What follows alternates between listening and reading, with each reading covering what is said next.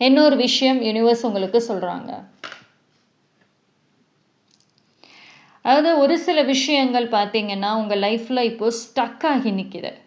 அது ரொம்ப நாட்கள்னு சொல்ல முடியாது. பட் ஆனால் அது ரிலீஸ் ஆகிடும். ஆனால் இந்த ஸ்டக் ஆகிற டைம் ஏன் திடீர்னு நல்லா போயிட்டுருந்த ஒரு வேலையோ, ஒரு ரிலேஷன்ஷிப்போ, ஒரு லைஃபோ ஸ்டக் ஆச்சு?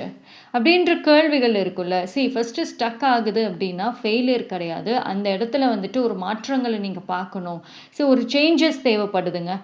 அந்த சேஞ்சஸை நீங்கள் கொண்டு வரணும் அப்படிங்கிறதுக்கு தான் அந்த பிரேக். ஏன்னா உங்களை பொறுத்த வரைக்கும் ஒரு பிரேக் கொடுக்கலன்னு வச்சுக்கோங்களேன், நீங்கள் செய்கிற வேலையவே தொடர்ந்து செய்வீங்க.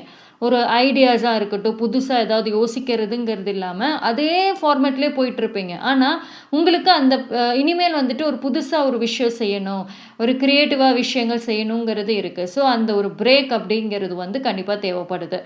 ஓகேங்களா. நடக்கக்கூடிய இந்த டைமில் திடீர்னு சடனாக ஏதோ ஸ்லோ ஆகிற மாதிரி இருந்தால் உடனே பயப்பட வேண்டாம். அது அடுத்த ஒரு மாற்றங்களுக்காக தான் அது ஸ்லோ ஆகுது. தேங்க்யூ.